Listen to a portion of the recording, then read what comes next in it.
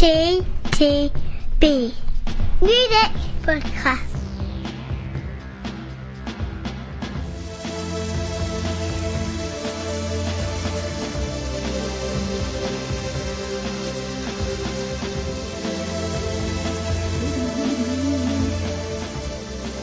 How can I live without you? A lot of people have been asking that about this podcast, really. Of course they have. Anyway, welcome to February, Yeah. just about, and our first proper podcast. Yeah, I think I was listening to these albums that we're about to review, so no spoilers yet. I think that's the feeling I got. I was like, oh, new stuff. Yeah, New stuff that's quite good stuff. new stuff from the Decemberists, Belle and Sebastian, BC Camplight, which is a great name, frankly, Nathalie Prass, Meghan Trainor, and Gaz Coombs. So, without further ado, we get to the 7th studio album from the Decemberists, Really? who we Say that every time. actually did review their previous Oh, album, we did. I say it every time. but that was probably about Right. 3 or 4 years ago now. No, really? Amazing. No, that does surprise me. Yeah. Yeah. So, anywho, what a terrible world, what a beautiful world. Yay, nay? Yay. Yay. No, definitely yay. Do you know, I'll come back to that point around the albums later, but let's focus on what's here. What a terrible world, what a beautiful world. Yeah, no, I enjoyed this record. I'm not sure if it's their strongest album. Yeah. And having remember reviewing the last one, I didn't think it was that long ago. I recall rather enjoying that one perhaps a little bit more. I always think the thing with the Decemberists is, and I'm probably repeating a point I made 4 years ago now, is I always think they sound like a really great live act, and yet there's just something not quite missing when you put it onto vinyl or record. Yeah. It just loses that little piece of the soul. It's like the extra player in there. It just disappears. But anyway, no, good album. Very listenable too. Some really great tracks. Thought it sort of sagged somewhere in the middle. So you must confess, I think the first half and last third very good. Yeah.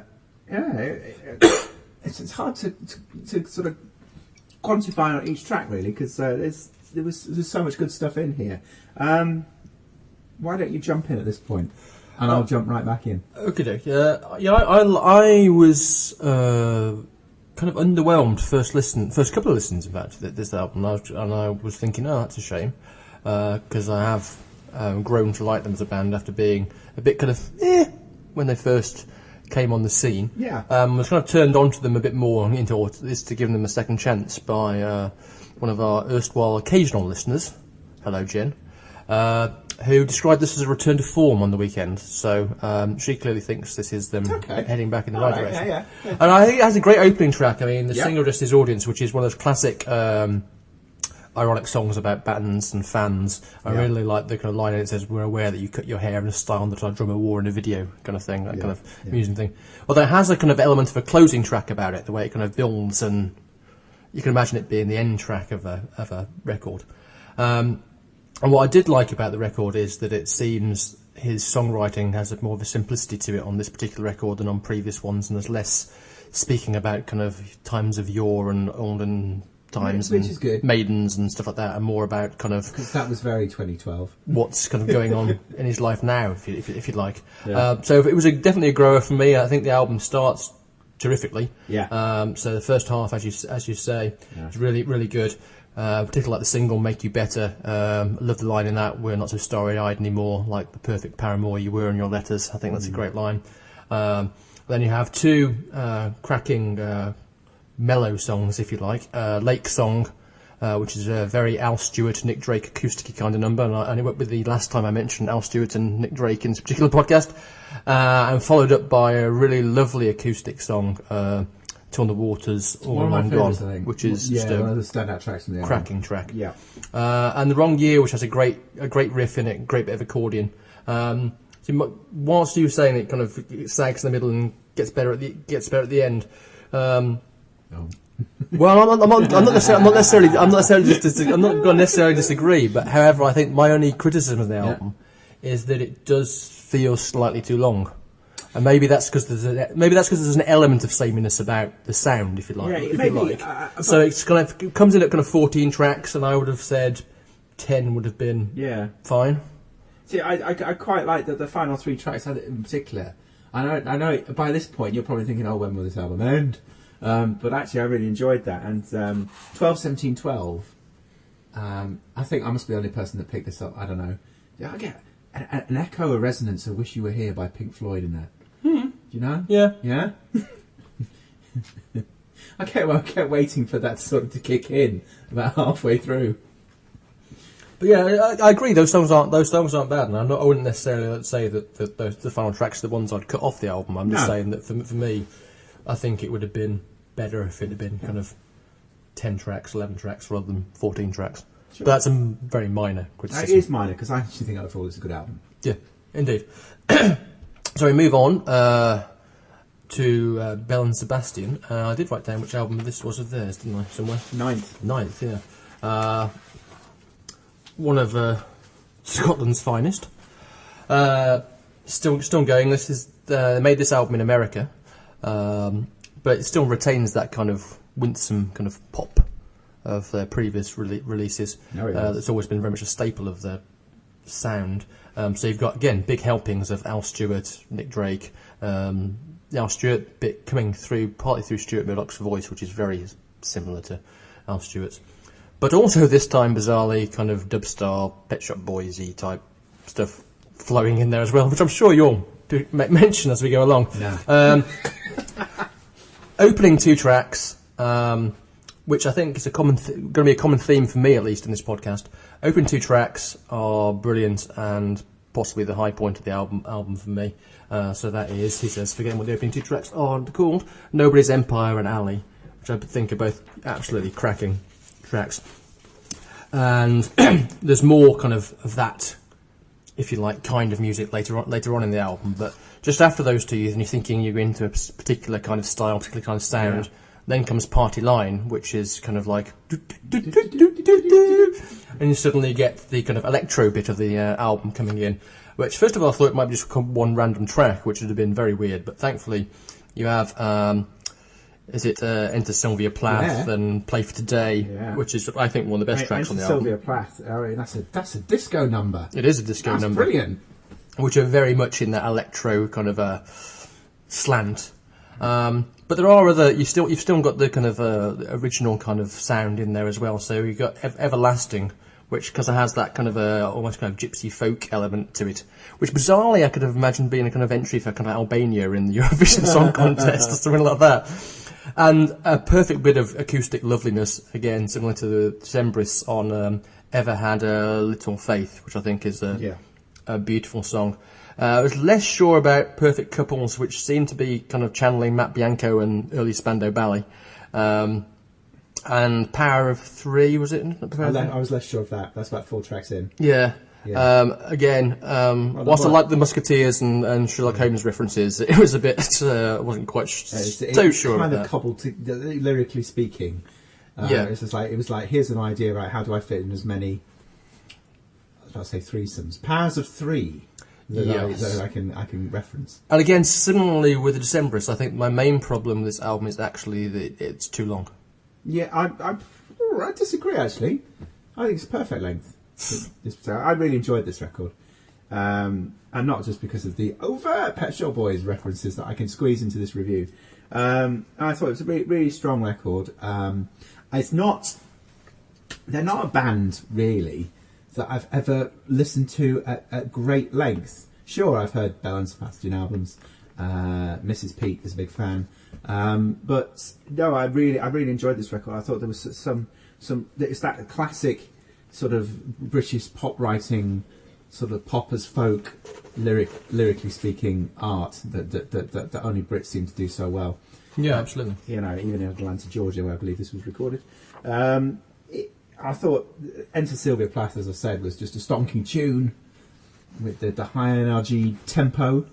And Play for Today, similarly channeled a real sort of Neil Tennant vibe there. So again, reference. I think for me, Play for Today was the track that melds both the kind of Pet Shopy Boy style of electro and their traditional Belle and Sebastian sound best. Yeah, no, absolutely. And I thought the album has a really strong, more typically Belle and Sebastian closer as well. In Today, This Army's for Peace, sort of real mellow, sort of nice way to bring you back down after what has actually been quite an up-tempo album. Surprisingly so. Yeah. So I thought this was a great pop record. Hell yes, in many respects. A great pop record. I really enjoyed this. Heard it here first. Yeah, absolutely. Really enjoyed this record. So moving from what was it called again? Girls in Peacetime Want to Dance. Indeed. Yes, it even has dance in the title. So we move from Scotland as recorded in America to America as recorded in Manchester. Don't know what that accent is. Yeah. It's probably about as good as his accent, probably. Probably about as good as mine these days. So we move on to Brian Cristinzo and his latest album under his BC Camplight album, Camplight moniker. Yep. With the appropriately titled How to Die in the North. Now, BC had a bad time when he was living in Philadelphia and kind of becoming famous early on and getting lots of people going, "Oh, you're wonderful, you're wonderful," and fell prey to the usual drugs, alcohol cliches. And then bizarrely decided, when someone suggested to him on Twitter, that he moved to Manchester from Philadelphia, as you do. However, I don't know.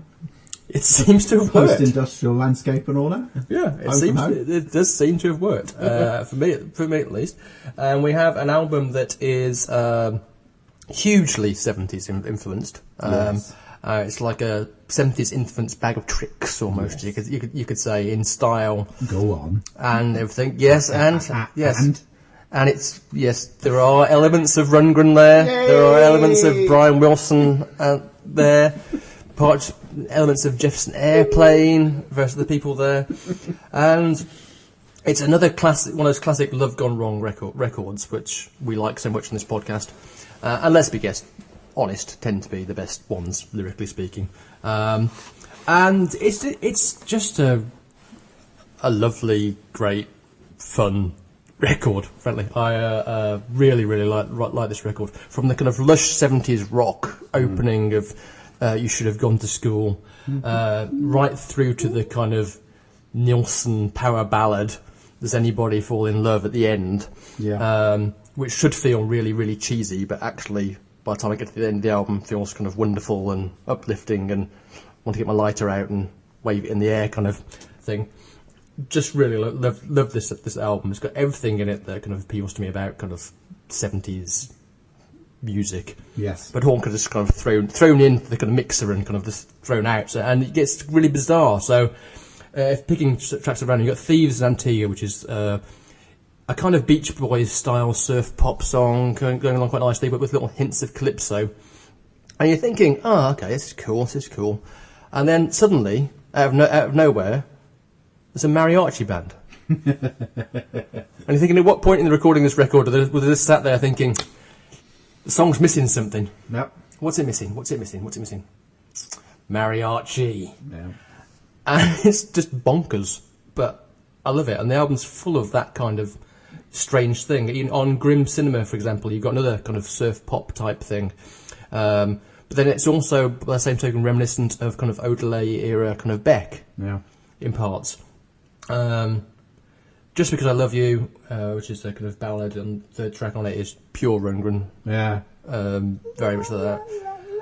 Exactly, yeah. And Good Morning Headache, which also has initial kind of Rundgren hints, is a kind of duet with Hattie Coombs' vocal, contrasting really nicely with his.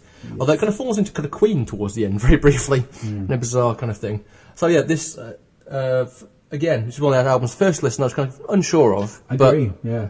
But the more I've listened to it, the more I've kind of been sucked in. This is definitely the grower of the selection this evening.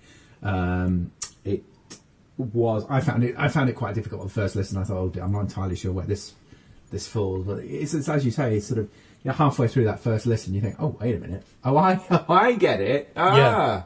And then second and third listen, you think it actually really starts to sort of penetrate the soul. You think, oh, what a great album this is. I found myself singing opening track.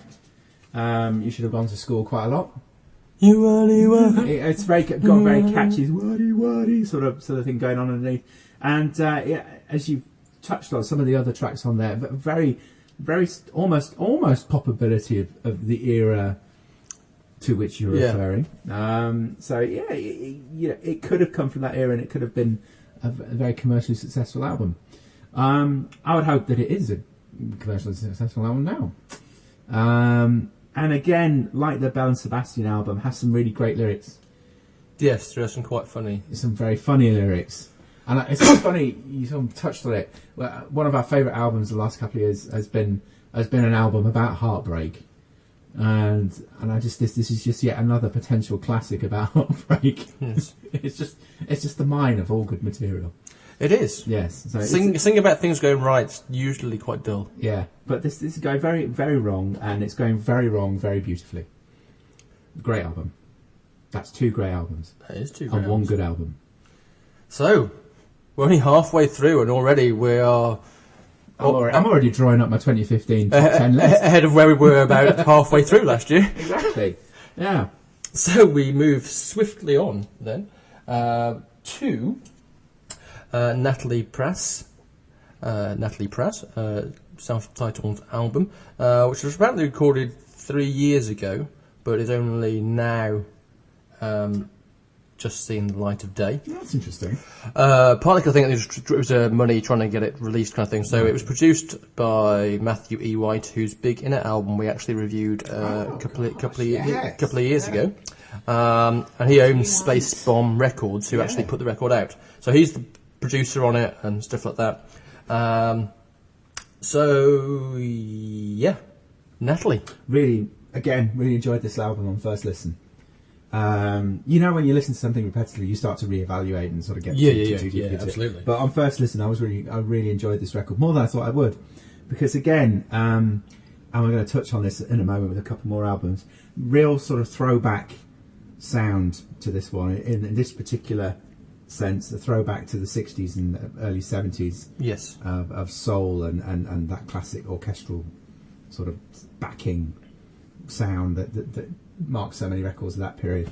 In places, really beautiful, another beautiful record. Christie in particular. A fine song. Fine song. And It Is You, which is the album closer, which sounds like it could have fallen straight off a Disney soundtrack. In my notes for this podcast, I've written, it feels like it belongs in a 60s musical, something like The Sound of Music or similar. There you go! That's exactly what I'm talking about. Beautiful, beautiful song. I could just imagine a sort of wave cartoon character, sort of dancing with a squirrel or something. You heard it here first, Peter. Call me. Frozen 2, I'm there. Really good album, really solid collection of tunes. First reference of 2015 to Solid. Really enjoyable album. If again you like something soulful, something that's not going to be too interrupted to. No, in a lot of ways, it's a classic Radio 2. Yeah. Kind of record. But I mean that in a very, in a good way. Nicest possible way. It's far better than some of the. Well, yeah, absolutely. Stuff that was probably being recorded at that time as well. Indeed, I agree. I think this album's an album that just kind of sucks you in. And there's kind of something about her voice. There's a kind of fragility to it, even though it's not a fragile voice, you know what I mean? Yeah. As you say, the sound, because of the production and arrangement, is pure kind of late 60s, early 70s, with the, as you said, the kind of smooth horns, and which actually is kind of obviously a northern brass sound, and that kind of lush orchestration, but a kind of muted. Yes. Orchestration as well, so it's not kind of overpowering everything. It's not the what's his name, Bublé and all of that. Yeah, it isn't sort of like there's the band blaring behind him. It's done very subtly, and it's the perfect accompaniment to her voice. Yeah, and again, like I said earlier on, it's another record where, whilst the whole album is strong, the first few tracks are just killer. So My Baby Don't Understand Me and Bird of Prey particularly, I just really, really love. And and they're as good as anything you'll hear this year, frankly, in my opinion. Yep. Also, they're kind of like the kind of more upbeatness of kind of Why Don't You Believe in Me, and Christie, which you mentioned, which is just a stunning track. It's very reminiscent of kind of, there's elements of kind of Scott Walker in there, and particularly, again, like I said, mentioned Nick Drake yet again. There's a Nick Drake song called Riverman. Everyone knows that this song is very similar to another fine song, it has to be said. And yeah, this is great, and luckily for us as well, turns out that she's the support act for Ryan Adams, who we are seeing this Friday. There you go. And apparently, Mr. Ryan is covering "Your Fool," the third track on the album, in part of his set. So it's got a real. The album's got a real classic sound to it. My worry would be that it'd be a hard one to top. Yes. But I'm intrigued. Let's put it this way. Let's talk about this in the next podcast, because I'm intrigued to see how she does the support act without having that orchestra squeezed in behind her, because I'm sure they won't be there. Yeah, I'm guessing she hasn't brought an orchestra on tour with the support act. Yeah, but she doesn't need it because she's got a beautiful voice. Another beautiful voice. Indeed. Another beautiful record. How many is that? 4? 3? That's 4. That's 4, pretty much. Yeah. It's getting very unlike us already. Yeah. And we're still in the first podcast. We're still in the first real proper podcast, aren't we? So people probably think we're going to go downhill now when we get to Meghan Trainor and Title. Now you probably need to have been in a coma, frankly, if you managed to miss All About the Bass. All About That Bass, sorry, isn't it? Yeah. Last year, since along with kind of Pharrell's Happy and Sam Smith's Stay With Me, Taylor Swift, Shake It All, and Frozen Let It Go, were probably the songs that pervaded the musical. You've just listed the top 5 playing on my house on the Saturday afternoon. Those songs were everywhere. Fun Kids Radio kids. So the question, I suppose, for Meghan with her debut album, with her doo-wopping, was could she transfer that kind of fun and catchiness to an album's worth of material, I guess? Well, ask me the question. Sort of. Oh, I'd have said, yeah! I said, okay, well, I think sort of. It does harness that, as we said, it's the 50s kind of doo-wop influences, the thing that's most present. It's a throwback again. Yeah, it is. But there's also a kind of, she throws in a bit of kind of modern R&B, and there's a touch of Caribbean influence there as well. Apparently her uncle is from Tobago, so that's, there's a legitimate kind of throw in there. And it's a really pleasant record to listen to. She's someone that makes you want to smile, and for me that can't be a bad thing necessarily in music, to actually want to go, that's quite fun. Okay. And yeah, I think when the album kind of works, it is genuinely a lot of fun. So as how even the cheesiness of it. So we got Dear Future Husband, which is basically Run Around Sue. Yeah. With different lyrics. Close Your Eyes, which is a really nice song. Walk of Shame, which is just silly, but still fun silly. Title, yeah. With a ukulele based tune I really like. It's quite fun. All About the Bass, of course, is it's a killer tune. You know it. 3 a.m. 3 a.m. 3 a.m. See, I can sing it. I know. See, by that point, I was reminded. That was my singing, folks. I know. My problem with it was there were times where I was reminded a bit too much of Tracy Ullman and not enough of Amy Winehouse. Okay. But it's I'm going to figure that out later. But it's fun. It's fun. And what I will say as well is, bizarrely, there are 2 tracks on the extended version of the album, which is what I listened to first before I realised it was shorter. That first time round, yeah. So Selfish Heart and Credit, which I would have both preferred to have on the standard version rather than on the deluxe version. My other point maybe would be to say I would question whether this kind of retro shtick is sustainable over several albums. No, well, clearly not, because it's at the time. Yeah. Well, yeah, but it's the time. The time was the 50s. No, but the time is now, because certainly the more modern pop elements are very current. But give the girl a break. She might surprise you. Yeah, I thought that where this album excels, it's because it does take that sort of doo-woppy throwback pop sound of the 60s that's touched on in All About That Bass, but comes through in other tracks like Dear Future Husband and 3am, which we've already mentioned. Yeah. I think that's where it's stronger. Where it's perhaps weaker is where it loses sight of that and sort of switches stuff. We're forever sort of calling artists for sort of sounding the same all the way through. There's a great pop album in here. But as you say, there are a couple of tracks I think that perhaps sort of pull it back a little bit from being sticks. Yeah, I quite like that one, but sort of pull it back from being a great pop album to being sort of a good pop album. Magnum Sticks is again, as you say, it's fine, but Yeah, and lyrically it's quite funny as well. it is. But every time I hear it, because I just want someone to do a mashup between that and Kisses. I Love It Loud.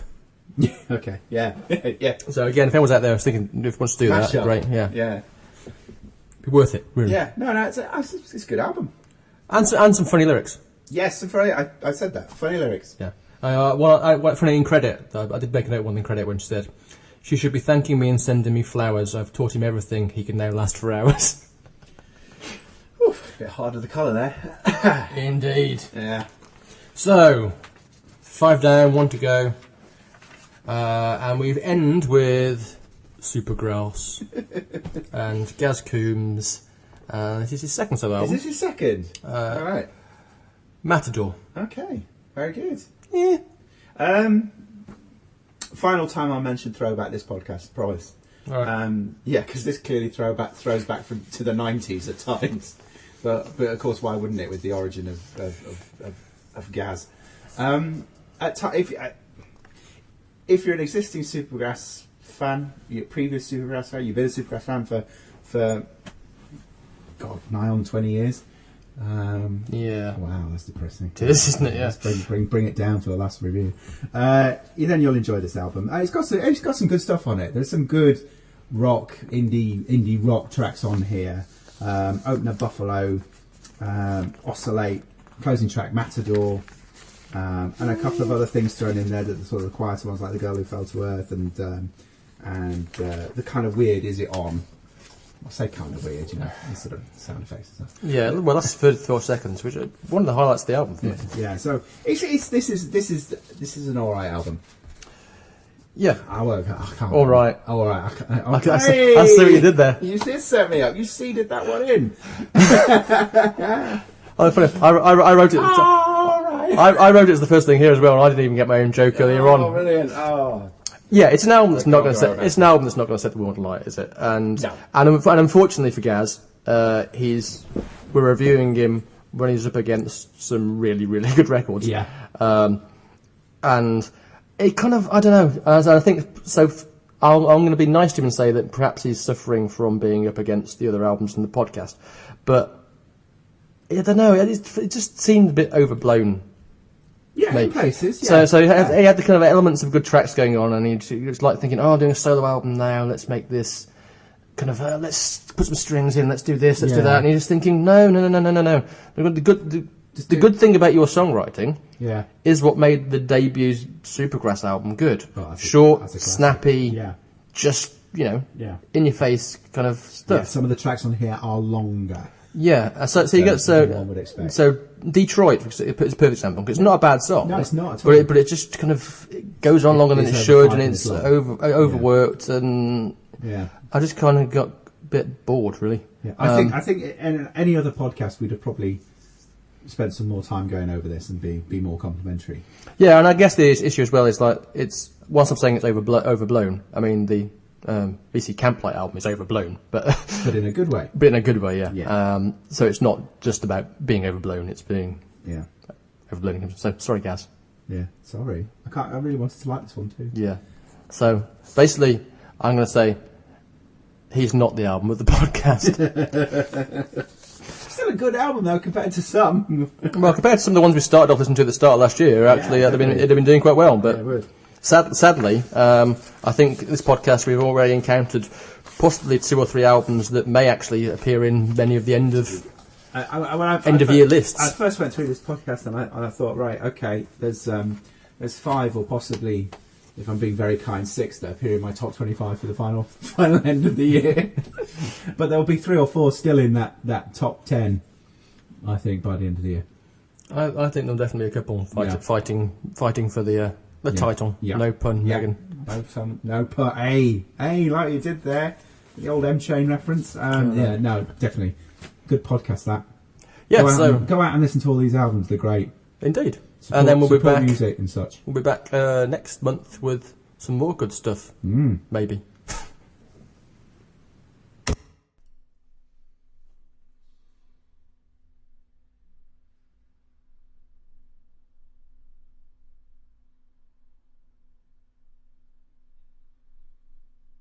You've been listening to the CTTV Music Podcast.